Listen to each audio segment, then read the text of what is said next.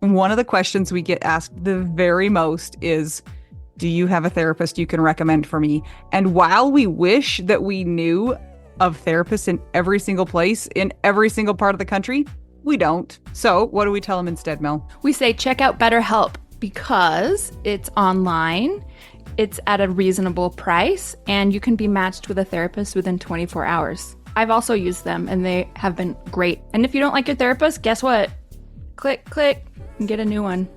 Absolutely. It's so hard when you have an in-person therapist, if you're not clicking with them, to cut them off and get a new one. So that's not an issue with BetterHelp. So we always tell people to try BetterHelp. And if you use our promo code, which is trybetterhelp.com/WWDN, you get 10% off your first month. Go ahead and try it out. That's trybetterhelp.com/WWDN. And you know what? I'm a big fan of doing therapy where you don't have to wear pants, but nobody knows about it. Are you wearing pants right now, Mel? I'll see you later. Bye. That's trybetterhelp.com/WWDN.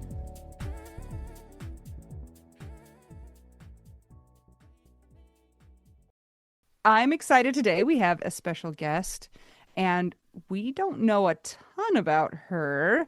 We've gotten a few snippets before we started recording, but we're gonna figure it all out now. We sure are. And by the way, my name's Mel. That's Anita. And we're gonna learn what our guest's name is. Guess, what is your name? Wait, before she tells us her name. Oh, it's a cliffhanger. It's a fun fact. What? And I think I might have said this before, but her name was my name for the first 2 days of my life. What? My parents thought my name was going to be something else, and then I don't know why they chose Anita, but there we go. So now you can say your name. Well, hello, girls. Thanks for having me. My name is Erin Clark, and I am the founder of How's the Weather. And I really appreciate you girls having me today. And I did not like my name my whole life, so maybe it would have been better on you, Anita, because I love that name. I like it now. You could try out Anita if you wanted to. I'm going to try out Anita. See how it goes. Okay. It is a fun name. People think that you are a different type of ancestry until they see you. Yes. Did you ever collect Beanie Babies and get the Aaron the Shamrock Bear? Because it was really cute. Yes, of course I did. I wish I still had it today. Of course I had those. What would you do with it today, though? Well, I think that two things. I think it would be worth something, question mark. Okay. And then also maybe keep it for future grandkids. Okay. Yeah. I feel like Beanie Babies were one of the funniest tricks that anybody ever played on us. They were like, you're going to be rich. No, you're not. No. I really loved them. I think I still have mine in a tote somewhere. Mel, you could be a bajillionaire, but not really. No, I could just be interviewed for a documentary that's about how that Beanie Baby thing went wah wah. I love this because then you can be, it's like not a murder podcast. You could be on a documentary for not fraud or murder, and that'd be great. Yeah. Two things that I believe that both Cabbage Patch Kids could give us a documentary on, and the Beanie Babies. Yeah, I'm pretty sure there is a Beanie Baby documentary. There is. Or I've two. watched it. It explained a lot. Go check it out, everybody. But anyway, Erin, nice to meet you. You have a really great Beanie Baby named after you. So tell us about How's the Weather. What is that? How's the Weather is a company that I started in honor of my husband. My husband, Greg, passed away 4 years ago. And it really came from a better way of saying, how are you, right? Our whole lives we've gone through, it's a pleasantry. Whether you like it or not, sometime in your life, you're going to be asked, how are you? Well, in my grief, I not only didn't like that question, but I had no answer. So I started How's the Weather to maybe have a gentler way, a fun way, a different language to talk about, to actually stop when somebody says, how's the weather? Right? They're going to stop out first because what did she just say to me? But what I have been hearing, the response to how's the weather has been a heck of a lot better than fine. It's been opening doors, conversations that we all need to have, whether you're grieving or just living in the world, lost a job, divorce, just having a bad day. The world is extra hard right now, it seems. It just seems to get more complicated as we go along. So I think a lot of people are having a lot of crises. So this is really great. So let's talk a little bit. Let's back up and talk about you and your husband and get to know him and your relationship. And then I'm really curious to hear your journey with How's the Weather? Okay, well, thank you. So my husband and I, we grew up in California. I met my husband when I was 19 and he was 3 years older than me. So we'll have the audience do the math. But Greg Clark is what I always called him, his first and last name, my whole life. We met at a party where we grew up, the city that we grew up in. And he was only home for the weekend because he was in the Air Force. So he was coming from Okinawa. And his news station was going to be stationed up in Lompoc, California. So met at a party. He was home for a day or two, and then we did long distance. He finished his time as a fireman in the Air Force. And when he got out, he became a police officer, a sheriff for LA County. We dated through the time he was in the academy. And we got married in 1991. So we were together about 5 years, 4.5, 5 before we got married. We have 2 children, Madison and Chandler, who are now, they're going to kill me, but 33 and 29-ish. Okay, we'll go with that. And we raised our kids where I live now in Huntington Beach, California. And Greg was a sheriff for half our marriage. He retired. He was always in school and got his master's, his doctorate. Right before he passed away, he retired from being a sheriff about, like I said, 15 years into our marriage, and was always learning. And right before he passed away, he got his doctorate in family therapy. So he was actually a therapist. I was going to ask what his doctorate was in, because that's kind of it's a little bit of a curveball for the listeners. I mean, yes. Or if you are in that field, if you are a police officer or if you're a firefighter, which my daughter is, it sort of goes hand in hand, right? Because all day long you're servicing families, and whether you're showing up for a call as a paramedic, maybe for sickness, you're dealing with family dynamics. For For sure. I just meant the whole getting a doctorate, like being a sheriff and then just being like, hey, I'm just gonna go grab a doctorate real quick. That's like a little bit of a departure for retirement. It is. Yeah. Well, like I say about Greg Clark, he was a constant learner, always picking up something else. He worked out. He loved working out. He got his certificate in, training. He got a certificate in hypnotherapy. He was, what do they say? Yeah. Jack of all trades. Jack of all trades. I'm telling you, he liked it all. Did he hypnotize you? No, no. Did he try? She doesn't know. Yeah. I would use that for my own uses, Anita. If I had that, I would try to do it to you. Mel would be like, give me the beanie babe. Yeah. I'm missing Erin, the shamrock bear. Yeah, that's right. Give it to me. So that is sort of the elevator version of us. We were married we had our 30-year anniversary. We got married in June, and Greg passed away in October. He passed away in his sleep. He had a heart attack. If there's a lovely way of having the most horrible day happen to you, is I did mention Greg was in the Air Force, and Greg passed away at our house. I had slept and fallen asleep in another part of our house. Woke up in the morning because I like to work out, walked in our bedroom, and he was on our bed. And I knew that by the looks of everything, he had passed away. when it was time for him to be wheeled out, we had the paramedics bring him out. And there's a part in our house that every year, Greg and I have a pre-Thanksgiving, we call it. We've been doing it for years. It's celebration of Thanksgiving, but we do it 2 weeks ahead so we can have everybody. And we started it because he was a police officer and he was always working holidays. And That's such a good idea.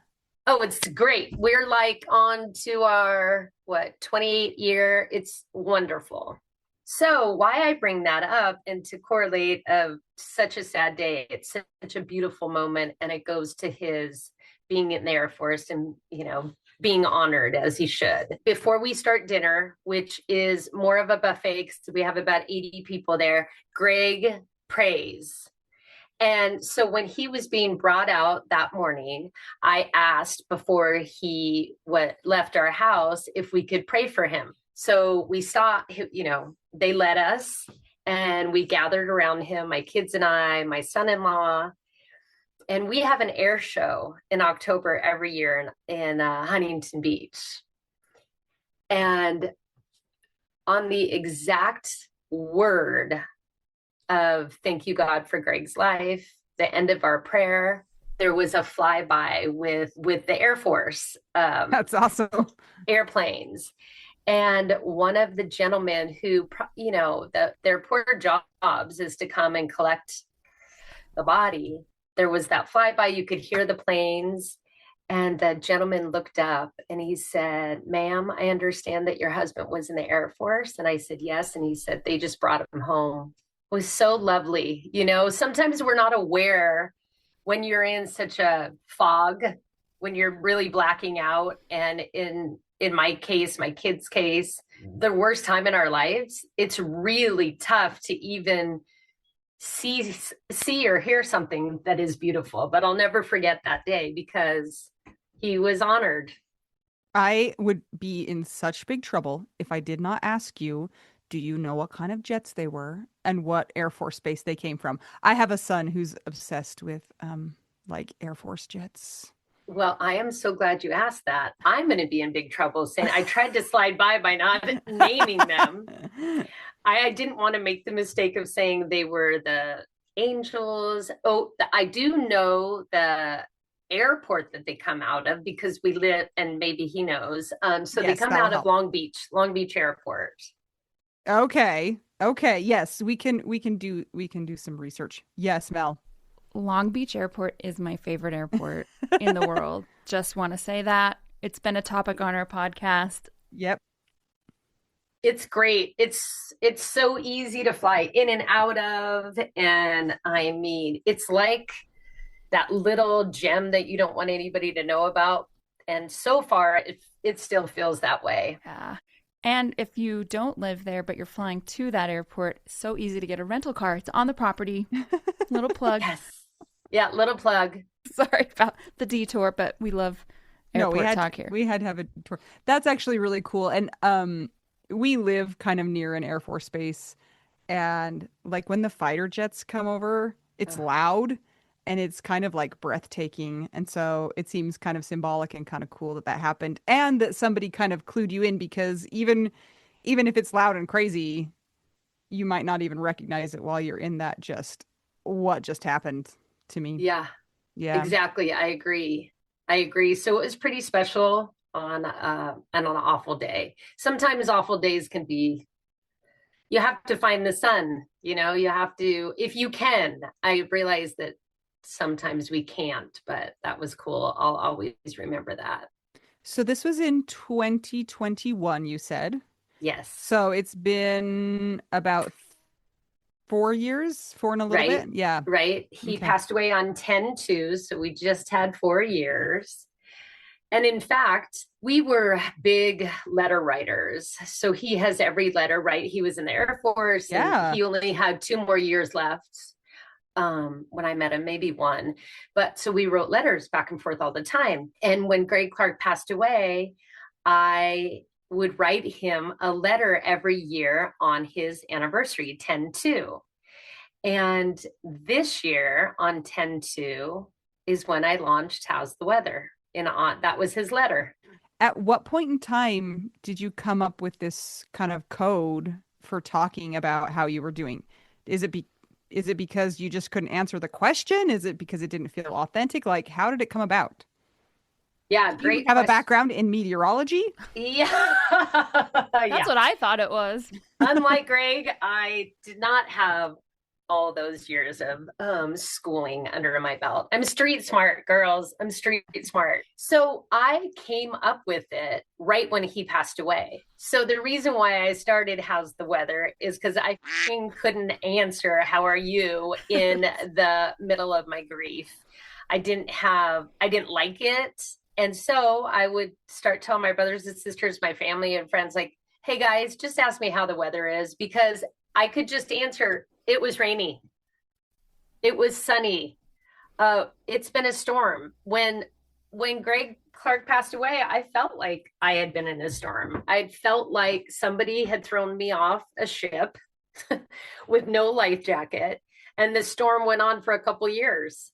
And so, no, I'm not a meteorologist, but I love that because I do use how's the weather in golf terms with my son. And we were talking to, like, golfers literally say, how's the weather? But they could start talking like this. Open up the conversation more, boys. You know what's so funny is when we all logged on, I think you said, "How are you?" to us, and we were like, Wait a minute. I'm alive and not dead." It's Yeah. hard. It's a hard question to answer. Even if you're not smack dab in the middle of like the fresh grief, it still is hard. So I love that you did that. Thank you. To that point, I have kind of a great story about sharing how's the weather with a teacher. Actually, she was a principal. I met her the other day, had never met her before. I walked in to give her something and I said, how's the weather? And she said, it's been really stormy lately. I feel like the sun's about to come out, but there's been a lot of rain. And then we spoke later, and she was telling somebody in front of me, she's like, I have never met Erin before, but I feel like I just told her my whole life story in one question in less than 5 minutes. So that's been sort of my goal with this. Really, if I go back and say, why did I start this? It wasn't that it was for a goal, it was to honor Greg, a letter to Greg. This is how grief is going this year. But I've been fortunate enough to have conversations. I'm only 14 weeks into this, right? So I launched it, if you want to use those terms, on his anniversary on 10/2 this year. And I have had the honor of listening to so many people, whether I met them online or they're my neighbors or my family members, my friends, actually call this a movement. I had to look it up because, again, don't have a lot of education under me. That's a joke, but Street meteorologist. That's yeah, I give you right. the degree of that.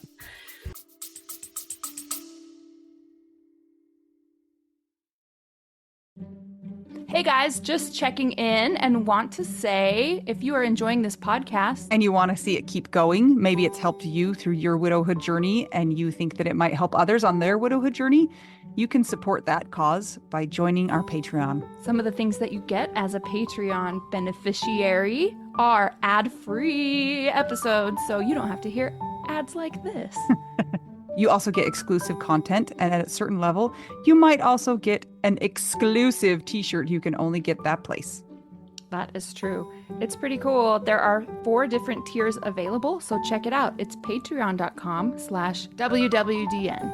And as an extra bonus, very often you get your names read by one of my kids, and they will do a terrible job with the pronunciation. And that's like a bonus, I think. I think it's kind of the best. I would much rather hear somebody butcher my name than say it correctly. A child butcher it than an adult do it correctly. Yep. So go to patreon.com/WWDN to keep our podcast going and support the widowed cause. Yes! Thanks, guys!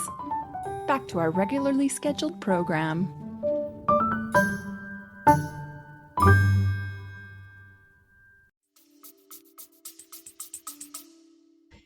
So it's been bigger than I set out to be. So that makes me happy. So what is it? Is it a building where you can go and talk about the weather? Is it something online? Is it a clothing line? Is it a ship with the name How's the Weather? What exactly is it? Well, first of all, I'm going to steal all those ideas, especially the ship. What is it? I created the name, and then I was like, well, what am I going to do with it? What am I going to put it on? How am I going to get it out there? What does that mean? So I started with hats and sweatshirts to start a conversation. I don't have a storefront. I mentioned earlier that I launched it in quotes on my Facebook and Instagram page. We talked about dogs earlier, and we have a dog, and his name's Nelson, and people love him. He's in Newfoundland, and Oh. Nelson had like 2,500 followers. So I started with Nelson's page. Nelson and Greg Clark were best friends. So Nelson should have his own book and his own grief book. And It would say woof woof woof yeah. woof woof woof. Yeah. So I started with that. I said, this is what it is. It's a gentler way to say, how are you? We all have conversation. You also do hear from people that are going through grief, like they mean well, they really do mean well, but they want to fix everything. And this isn't a fix. This is just a better way of saying, how are you? I think it's so interesting because weather, I mean, just the fact that you landed on this so quickly is kind of cool because sometimes we have a hard time with language. And when we can talk about something obliquely, it almost makes it easier to express our real feelings. And weather is, there's seasons. It's not always the same. We go through kind of longer term ups and downs. But then within those longer term ups and downs, within summer, there's rainy days. Within summer, there's windy days. Within, winter, there's stormy days. And so there's like a micro change in what's going on. And then there's kind of a bigger scale. Like, so you could be having a storm in the middle of summer. Like things are, well, I guess it depends on if you like summer, but things are going well overall, but today's not so good. Or even this minute isn't so good. And it might be raining here, but 10 miles from here, it's not raining. So there's a lot of like nuance to it that kind of does help give language to a really complex set of feelings when people sometimes just think like, how are you doing? Good, bad, fine. You know what I'm saying? It gives a little bit more, just a different way to talk about it, I guess. Well, two things. Thank you for saying that. You should be my spokesperson, and I might get the vote and a spokesperson out of this. But two things to the nuance of grief. Maybe you are fine when you're asked, how are you? Maybe that day, that moment, you are fine. But you're right. Every day is different, whether it's summer or winter. What I've learned about grief is that weirdly becomes your companion and you figure out how to have a relationship with it. It's new to you. And having a relationship with grief, maybe just like other relationships, there are some tough times and you try to figure out like, okay, this seems like this relationship isn't going anywhere. It's sort of stuck with you. It can be filled like relationships. It can be filled with a lot of good times. And that sounds really weird to say grief can give you good times. We get that. It's weird. It is weird, huh? Yeah. But the other part you said is language. And I love that you said that because I talk about language a lot. I worked at an elementary school here in my area for close to 20 years. And language is so important, whether English is your first language or you're learning a new one.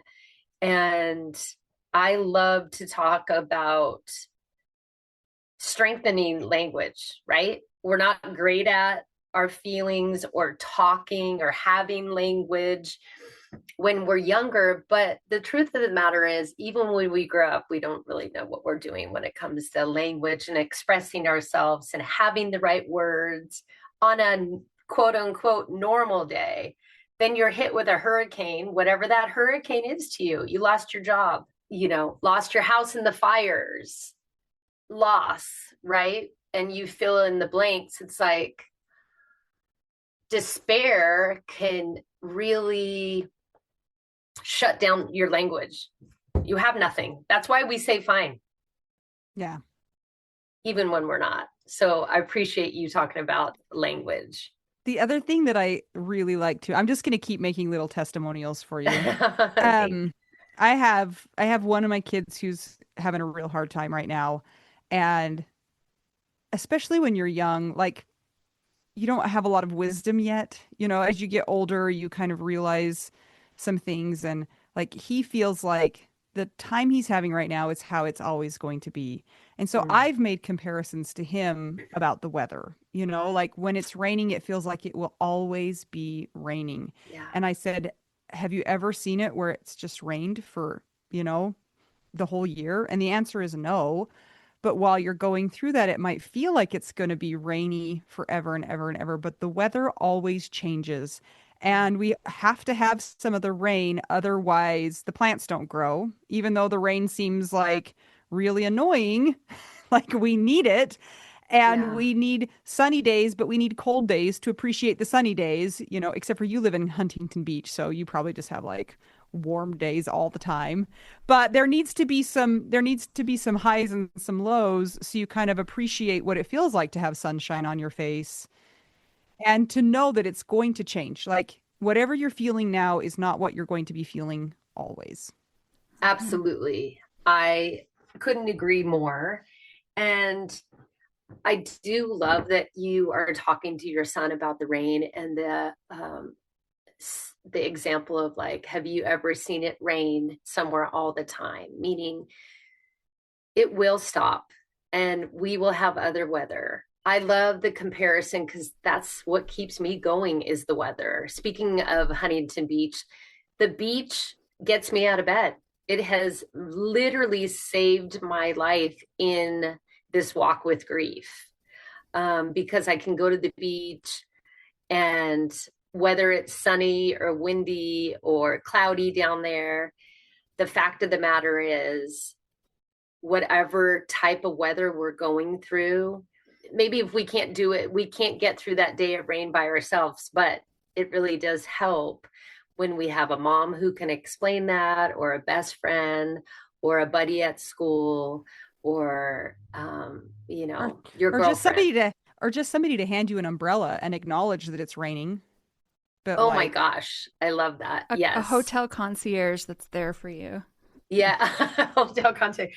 When so I write a lot too, and one of the things that I had written, I think maybe it was my third year, I would write to Greg, and then I would also write in my journal. And when you brought up the umbrella, it made me think about, I had mentioned earlier that when Greg passed away, I felt like we all got just thrown off a ship, and the waves were, it was a storm. And sure, once in a while, meeting all my friends and family and neighbors and colleagues and best friends would be there, show up, sit with you. And those, I would call life jackets. So I would say, yes, every once in a while I'd get a life jacket. They'd have holes in it.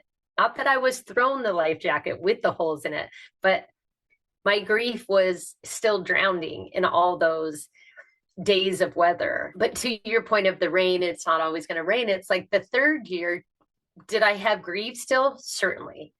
But I finally felt like those life jackets didn't have holes in them anymore.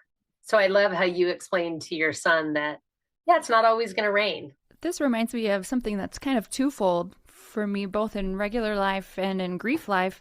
So we're from Utah, obviously, so we have mountains here and skiing. Except for this year, there's like it's no. like summer outside. I don't know, but I did maybe one season as a little kid, and then never again until college. And I remember thinking, oh my gosh, I live in Utah. Don't like the cold. Everything's gray and gross. If I live here, I'm gonna have to figure out a way to manage when the winters come because I would get seasonal depression. And so Yeah. I ended up getting a season pass for college students for one of the ski resorts. And it was so interesting to me because I I was doing it, and up until that point, I remember so many times feeling like whatever the weather was outside, that was my mood. And it's like, why can't I just feel happy when it's gray outside? Fast forward when I was going through grief after my husband's death, I actually enjoyed the dark, cloudy days more because it was like less pressure for me to get up and get out and do stuff. But back when I was a college student, it was really helpful, of course, getting moving and getting out of the gross weather. We have inversions in the Salt Lake Valley, which it's basically like fog that traps everything in and doesn't go away until you have another All storm. the pollution, not just fog. It's like we had the worst air quality in the country yesterday. But the fog traps everything in it, and so everything is like this big. It's foggy. It's gross. It's freezing cold.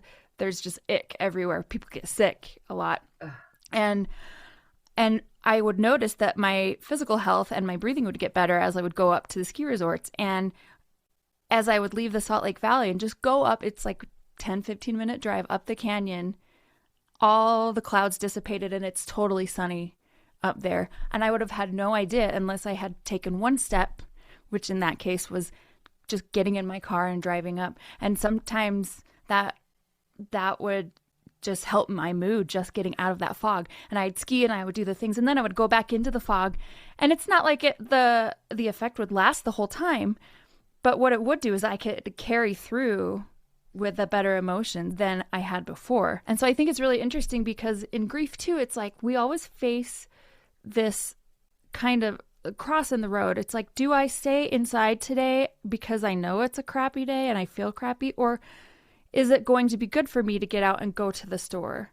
I don't know. Maybe I'll have a panic attack. I don't know. And I feel like those of us who have gone through this kind of grief, it's like there's no pattern to it. And so you're always kind of faced with this, I don't know if this thing is going to send me over the edge or not.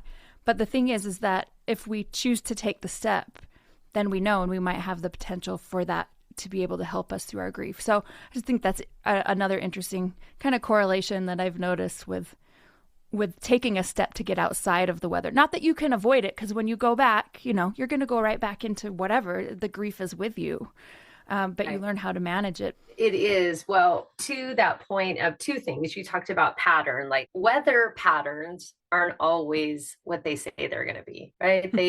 They'll give you the forecast and you're like, I thought it was going to rain today. I have my umbrella and it's gorgeous at the beach, right? And so weather doesn't always stay the same. But I liked how you mentioned just getting up.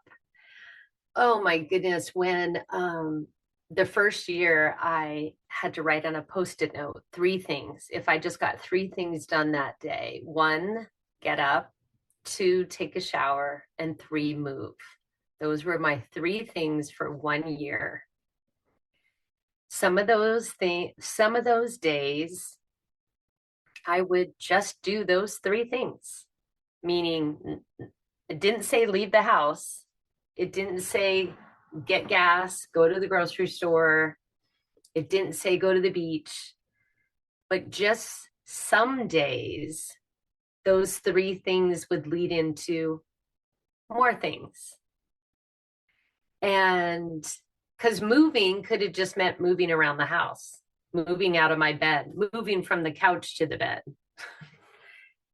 But the days that I remember not wanting to do anything and just reaching those 3 things that I said that I would do, it would get me out of the house. It would get me to the beach.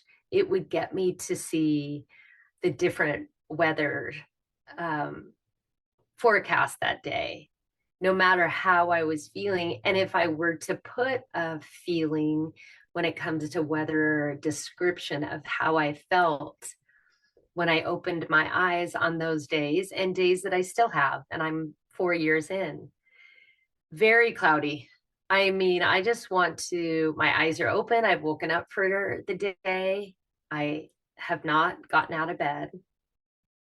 And all I want to do is pull the covers over because I just know it's going to be a stormy day. That's how I feel. I feel cloudy.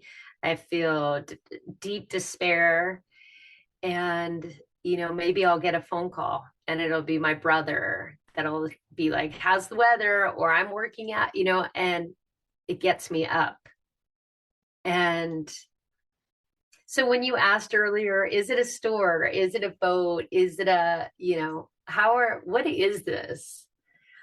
And I do like that it's language, but I think it's just being, it's just being. And what does that even mean? It's being with yourself, it's being there for others that are having a hard time, like your son, or it's sometimes being covers it all. And I think we don't want people to be in pain, so we're all fixers. And so I always say that nobody stops us from laughing because it's happy and we want to join in. But when you express your moods, your weather, and you start to cry, we all want to stop it. We all want to fix it. So there's no fixing with how's the weather. It's just being. Just like we can't control the weather. We just Yeah. have to deal with that. So tell us a little bit about your journey with How's the Weather and meeting people. Has it helped you to make connections with people that you otherwise wouldn't? Yes, it definitely has. Well, a little bit about me before we go into that, and it'll all tie into answering that. When my sisters would say, maybe you need to be in a grief group, or I get some suggestions from maybe even my kids, like maybe to counseling, maybe. And I thought to myself, there's no way I can sit and listen to other people's stories, not because I didn't have compassion for other stories. And I hope this makes sense, but even though I knew Greg wasn't coming back, denial is a really great place. And if I could just not have to really talk about my story or call myself, I think today is the first day I'm actually going to say this. So here it goes. If I could actually call myself a widow, I could be open enough to hear stories, but I wasn't. And so some things happen in your life that you don't have the answers for. And that is what has happened with How's the Weather. I have never owned a business in my entire life. There is no way that I was ready to, like I just said, call myself a widow, let alone be in a community of widows. But the most wonderful thing that has happened is the stories that people just, it started with the purchase. It started with Nelson's page. Our very first order, I was like, who is this girl? It was someone who was following Nelson. And so the beautiful thing about this language is twofold.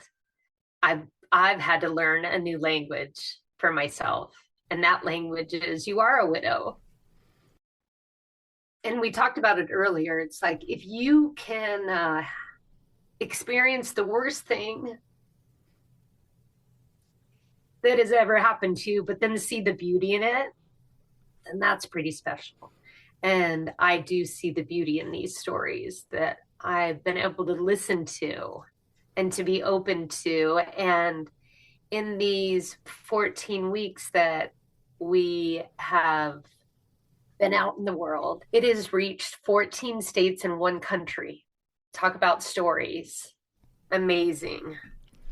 How are you reaching those people? Is it through other podcasts or through Instagram? Facebook, Instagram, Nelson's page. Like I mentioned, Nelson's friend was the first order. And yeah, I have Instagram, Facebook, YouTube now, and TikTok. And I have been fortunate enough to been invited on podcasts. I've been able to do a few. And so I'm really honored that you girls have asked me to share my story. I know when you were just talking about how admitting to yourself that you're a widow, that would mean that you could maybe let some more things in. But it's hard, obviously, right? It's a hard thing to admit. As you've been invited on podcasts and talking about it more, what has that brought up for you? And is it, even though it's a terrible thing to be in the position of a widow and to have that had happen, but what are some, I guess silver linings is the most cliche word ever, but what are some things that you're learning about yourself as you're admitting and using the word widow? Well, I think that I've always known myself pretty well. I super confident person, have always been a really good friend and honest, reliable. But I think that, oh my goodness, girls, I like to save my emotions for by myself. Investigative questions. Yeah, exactly. Dateline 101. What I have learned is to trust myself. Does that sound weird? I've trusted myself my whole life, so it doesn't make sense when I say it, but maybe if I give an example of trust the process, that if you're honest with who you are, and I'm a widow, then it's okay. I'm not going to die. I don't know why I was not comfortable with that word. Well, maybe for the first time, I'm thinking it's not who I am, it's what happened to me. And we don't have to become what happened to us. We can be who we are with different weather patterns hitting you in the face. You can be who you are on a rainy day, stormy day, sunny day, and you can have things happen to you, and that's okay. It doesn't have to define you. I think it's interesting too, because societally, widows have been very marginalized, and it's in ancient writings, it's in the Bible, it's in society. Widows were required to wear black for a year of mourning. They were ostracized. So I think there's a lot that's even just in our psyche from history. So it totally makes sense. But I love what you said, and I resonate with what you said when you said I learned to trust myself, even though I trusted myself before. Being broken open and having everything spill out. I've been through a lot of stuff before my husband died, but nothing that big. And it was so big that my body couldn't hold it. And you're forced to look at those pieces. And one thing that was really helpful for me that I learned in hindsight, and as I was going through stuff too, when people, not that, and when I say people were saying platitudes to me, I don't mean that in that, oh, they are the worst, they said this. I just mean that it's just generically, people want to make things better, like you said, so they want to offer something to say and they might not know. There were a lot of things that were assigned to me from other people. I know it was with good intentions on their part, but for the first time I had something that the greater public had not ever been a part of. And I think I was 35 growing up. I don't know, whatever my life's history was. I was in the position of, well, you're not married, or you are married now and you don't have children. And so I was always feeling infantilized. And I'm like, I'm in my 30s. Like, why am I still being overridden by other people who have stronger opinions than me about myself? And when Scott died, it was the worst. It's still one of the worst things that's ever happened to me. But I had then gone through something that not even other adults with lots of kids or grandkids had gone through. And I knew 100 bajillion% without a doubt that I knew the best for me and that they didn't. And so that helped me to start realizing that all these people who are not me and they are not living inside my body, whether they were older than me or not, I was right. And I had been right all along. And I realized how I'd been bypassing my intuition for years. Because you're taught, listen to your elders, listen to this person in your neighborhood, listen to this. And it's like, no, I'm right. The grief and the tragedy of losing Scott, and so suddenly too, was just such a shock to my system. But it gave me the greatest gift to trust myself. And that was a pretty high cost, but I really resonate with that. So thank you for bringing that up. You're welcome. I've just started to realize that. I guess that's the other thing about having conversations. What have I learned? What's been the greatest thing is like, I would immediately say talking to other people and listening to their stories, right? That's been the greatest thing. But once in a while, just like when you're asked a question like that, because you don't think about that every day. So when I had to answer that question, I did get a little bit emotional because the answer was happening in real time. I don't know if you guys can relate to that, but like that's what I'm starting to learn is like you trusted your who you were with your partner, and you trusted yourself when you were not a widow. And so then you have to not retrust yourself, but then you have all these responsibilities that you didn't have before, and emotion, and not wanting to get out of, and like all the ands. And so it is kind of been really nice to get to know who I am after Greg. There's a lot of me that is still the same. I look the same, I sound the same, but I'm not the same. I have, like you said, you were talking about your loss. I'm sure you can relate. You walk around, it's like you have a broken arm, but nobody sees it. And each day you learn to trust yourself in a different way than before, because everything that you do is on you now. I was going to say, you might have trusted yourself before, but you always had a backup. You always had that person who was there to support you and to like lend confidence to you because you knew that you didn't have to do it all on your own. Or even if you did have to do it all on your own, just having a person who's there with you makes a huge difference. It's like, and it doesn't have to be a spouse, or a partner. It can be just like a parent or anybody who you know they've got your back. When that's gone, then the trust really begins because then you're like, I don't have that to fall back on. And so it's just me. And like you said, who am I when it's not, when it's not Greg and I, it's just me. Who am I? And am I going to learn to trust myself? Just me. And I think you're doing it. Thank you. Yeah. To you too. I listened to your podcast and you girls are doing it too. I love that you have each other. I love that you show the world and your listeners that you can feel all these things. You can feel heavy and grief, but and it's okay to have all the feelings in grief, the bad days, the good days. Yes, we might be widows, but this message, your podcast message, how's the weather, is for living too, right?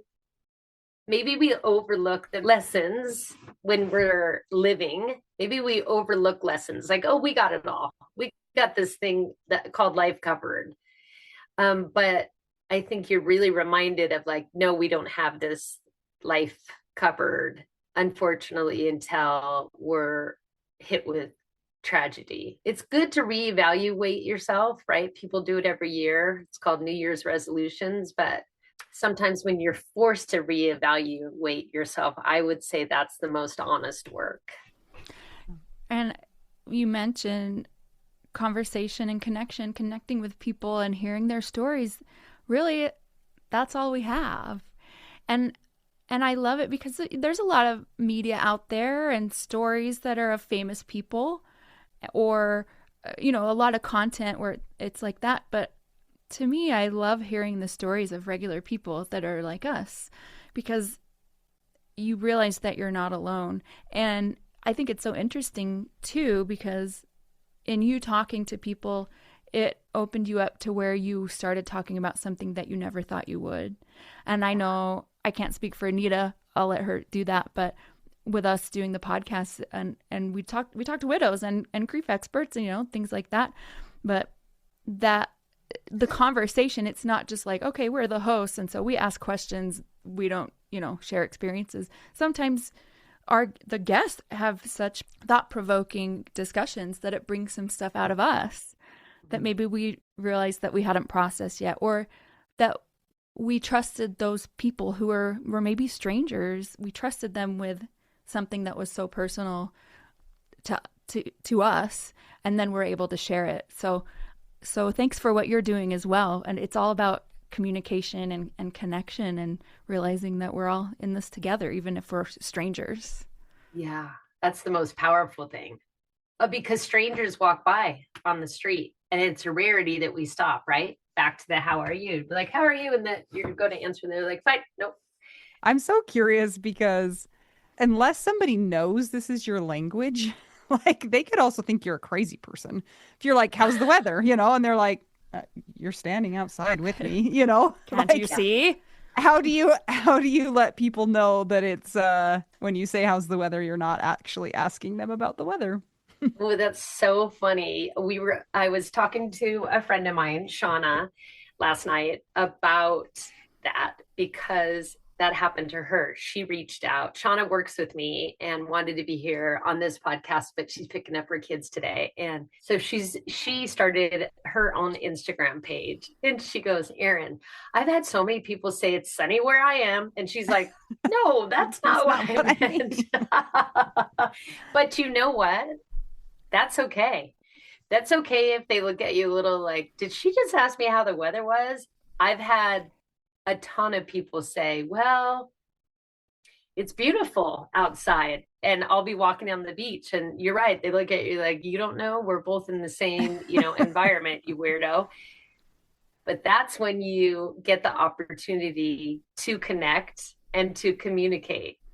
And in those spaces that you have time, I've had so many quick conversations about what I'm talking about. Oh, and what the definition of my weather is. And people love it. It's like, oh my gosh, immediately I'll get stories of like, yeah, no one even cares who I am, or how I'm doing. And, how often have we been asked in our life, how are you? And people are like, fine. I'm fine. And darn well their life is, not fine. They need someone to be there. They just can't say it. I think that on your sweatshirts and on the back of your hats, you should print, ask me how the weather is. Yeah. And then if somebody's standing behind you in a line, they can be like, what are you talking about? Yes. Great idea. I love it. I also love how we flip this on its head because how are you? We say that in day-to-day, interactions all the time without really caring. But also it's funny because how like the weather is also one of those topics that we've been taught is kind of like boring and mundane and what you talk about when you're trying to avoid like any sticky subjects. And so you've turned it on your head and you've made it actually an interesting topic and not just like, how about the weather? You can actually have a connection with that discussion and not kind of what we've made it. Yeah, yeah. Politics and weather. Don't talk about it. We can talk about the weather. Erin, thank you so much for introducing us to your language and helping us to think about things a little bit differently. I think it's going to be helpful for people to be able to think about their grief and their grieving and how they're feeling day to day and minute to minute and second to second in a little bit different terms. So where can they find you and all of your stuff? Thank you so much, girls. You are my new friends, and I love our connection today. Where they can find me, I have a website, www.howstheweather.com. You can find me on YouTube, Facebook. Facebook is Erin_Clark_242. And TikTok is How's the Weather. Fantastic. Okay, and we will probably link those, Mel? Yes? In the show notes. That's what we do. I didn't want to promise anything because I'll make sure it happens. I'm not the one who does that. Thank God, because I probably got it all wrong. Erin, we also it's very important because you have weather, we have cheese. We need to know what your favorite cheese is. Sharp, extra sharp, boring, but cheddar. Oh, why do people always say that? I love extra sharp. Is I it do Tillamook, too. the black label? Yes. Knew it. I love that on a hamburger or a sandwich, but I love a good old fashioned Parmesan. Mm-hmm. I didn't even know that there was medium and mild cheddar until I was like 20 and had to buy my own Same. food because my dad would only have the sharp Tillamook cheese in our house. Oh, yeah. At least you had good cheese. Like, I think we had like the store brand. Thank you so much, Erin, for joining us today. We hope that you have enjoyed listening to her. I have a child waving in the background now. They've gotten home from school. If you would like to keep the podcast going, check out our Patreon. It's patreon.com/WWDN. If you'd like to buy us some tacos or some Tillamook sharp or extra sharp cheese, go to buymeacoffee.com/widow we do now. We also love a podcast rating and review on Apple Podcasts or Spotify. It really helps people who are little like us. So, and we have a YouTube channel. Please follow it. Even if you don't watch it, it would help us because this podcast is self-funded. And so every little tiny thing that we can get helps us. So if we can reach enough subscribers, then we can hopefully get some of that monetized so that we can continue to bring content like this to you. Yeah, and then go check out How's the Weather on all of Erin's things. And until we get to talk to you again, I'm Anita. I'm Mel. I'm Erin. We're just two young widows and one widow who's cloudy with a chance of meatballs. And we're all just trying to figure out widow. We do now.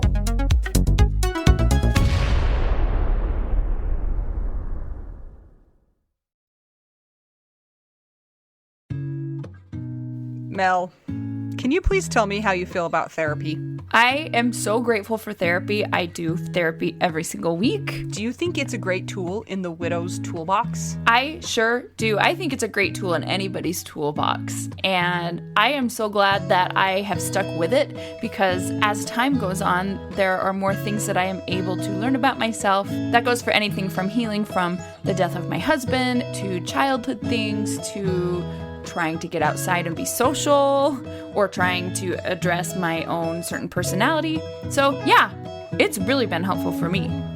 We have so many people in the Widow Wives Club who have started using BetterHelp and have amazing reviews. It takes away so many of the barriers to getting great therapy. I know one of the things that's hard for people, and we get this question a lot, it's I need a therapist that does XYZ. Who is a therapist that is going to be widow friendly?